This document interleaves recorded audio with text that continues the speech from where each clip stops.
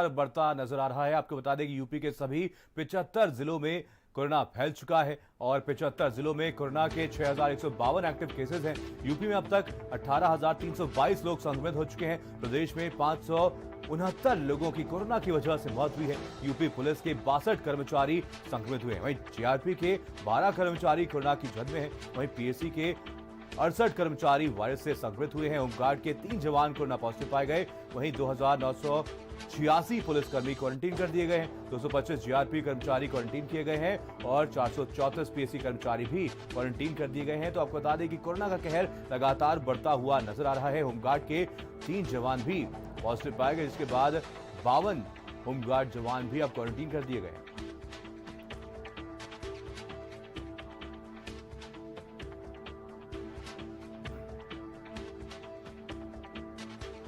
तो आपको बता दें सरकारी दफ्तरों में भी कोरोना पहुंच चुका है। डायल 112 में कोरोना के संक्रमित पाए गए हैं। आपको बता दें कि शक्ति भवन में भी कोरोना के संक्रमित पाए गए हैं और कई कर्मचारियों को क्वारंटीन भी कर दिया गया है। तो सीएम हेल्पलाइन में भी कोरोना का संक्रमण अब पहुंच चुका है। यहां पर भी कई लोगों को क्वारंटीन कर दिया गया है। तो आपको बता दें कि सरकारी कर्मचारियों पर कोरोना संकट मंडरा रहा है। जीआरपी के 12 कर्मचारी कोरोना पॉजिटिव पाए गए और 225 कर्मचारियों को अब क्वारंटीन कर दिया गया है। तो अब सरकारी दफ्तर भी पहुंच चुका है कोरोना वायरस। पीएससी की अगर बात करें तो यहां पर 68 कर्मचारी पॉजिटिव पाए गए हैं और 434 कर्मचारी क्वारंटीन यहां पर कर दिए गए। वहीं होमगार्ड की अगर बात करें तो यहां पर 3 कर्मचारी पॉजिटिव पाए गए, जिसके बाद अब कई कर्मचारियों को क्वारंटीन भी किया गया है। आपको बता दें कि 52 कर्मचारियों को क्वारंटीन किया गया है। सरकारी दफ्तरों में भी अब कोरोना का कहर लगातार बढ़ता हुआ नजर आ रहा है। सरकारी कर्मचारियों पर कोरोना का संकट मंडराता हुआ नजर आ रहा है। सीमा आप हमारे साथ हमारे संवाददाता और ज्यादा जानकारी के साथ लखनऊ से जुड़ गए हैं। सीमा आप, यहां पर अगर लखनऊ की बात की जाए तो यहां पर सरकारी दफ्तरों में भी कोरोना वायरस पहुंच चुका है। आपसे जानना चाहेंगे कुल कितने ऐसे सरकारी कर्मचारी हैं जो कोरोना से संक्रमित पाए गए हैं और इनके संपर्क में जो लोग आए हैं, क्या उनकी कॉन्टैक्ट ट्रेसिंग की गई है? देखिए मनीष, आपको हम बताएं कि कोरोना वायरस का जो संक्रमण का खतरा है वो उत्तर प्रदेश में थमने का नाम नहीं ले रहा है।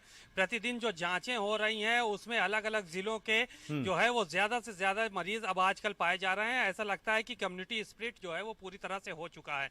ऐसी सूरत में चाहे वो सरकारी दफ्तर हो और चाहे वो नेता हो या पत्रकार हो, उन सभी को जो है वो कई पत्रकारों को भी कोरोना के संक्रमण की पुष्टि हो चुकी है। विभिन्न जिलों में राजनेताओं को हो चुकी है, जैसे कि नेता प्रतिपक्ष राम गोविंद चौधरी भी इसकी चपेट में आ गए हैं। कुछ दिन पहले समाजवादी पार्टी के नेता ललई यादव भी आ गए थे इसकी चपेट में और तमाम पत्रकार भी इसकी चपेट में हैं। ऐसे में डायल 100 से लेकर शक्ति भवन और उसके अलावा जो सीएम हेल्पलाइन है वहां तक भी कोरोना पूरी तरह से पहुंच चुका है और लोगों को क्वारंटीन किया गया है।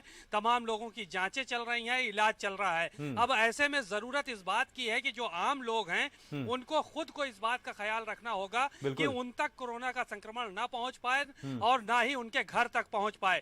तो इसलिए उनको खुद एहतियात बरतनी होगी, लोगों को मास्क लगाना होगा, सैनिटाइजर का इस्तेमाल करना पड़ेगा और सोशल डिस्टेंसिंग का खास तौर से ख्याल करना पड़ेगा। अगर ऐसा नहीं करते हैं तो जाहिर है कि आने वाला समय उत्तर प्रदेश में ज्यादा घातक होगा। बने रहिए, दानिश भी हमारे साथ हमारे संवाददाता और ज्यादा जानकारी के साथ नोएडा से जुड़ गए हैं।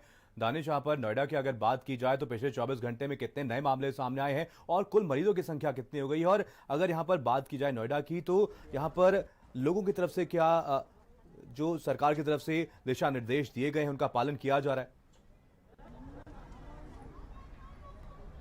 और बिल्कुल देखिए, नोएडा में भी लगातार जो संख्या है वो बढ़ती जा रही है। पिछले अगर हम 24 घंटे की बात करें तो कल उसकी रिपोर्ट आई थी 103 मरीज 24 घंटे में मिले थे। तो आप अंदाजा लगा सकते हैं कि क्या हालात हैं नोएडा के। और सबसे बड़ी बात, सड़कों पर पूरी तरीके से नियमों की धज्जियां उड़ाई जा रही हैं, चाहे वो बाजार हो, चाहे वो दुकानें हो या फिर सोसाइटी या सेक्टर। वहां पर जो अनलॉक हुआ था उस वक्त जो शर्तें लागू करी गई थी कि आपको मास्क पहन के रहना है, सोशल डिस्टेंसिंग का पालन कराया जाएगा, उसको जिम्मेदारी पुलिस को दी गई थी, ये सब होता नहीं दिख रहा है। शायद यही वजह है कि लगातार संक्रमण फैल रहा है। और सबसे बड़ी बात मनीष, कि अब संक्रमण कहां से आ रहा है, किसको गिरफ्त में ले रहा है, उसको बिल्कुल। भी ट्रेस कोई नहीं कर पा रहा है। तो आप बिल्कुल। खुद अंदाजा लगा सकते हैं कि जब ये नॉन ट्रेसेबल संक्रमण हो जाएगा तो कोई भी इसको ढूंढ नहीं सकता है, जिसकी वजह से जो संख्या है तो दानिश वो साहब बने रहिए। बढ़ेगी। विवेक हालांकि हमारे साथ, हमारे संवाददाता कानपुर से जुड़ गए हैं। विवेक, जैसा कि यहाँ पर दानिश ने कहा कि यहाँ पर लोगों की तरफ से बड़ी लापरवाही बरतने को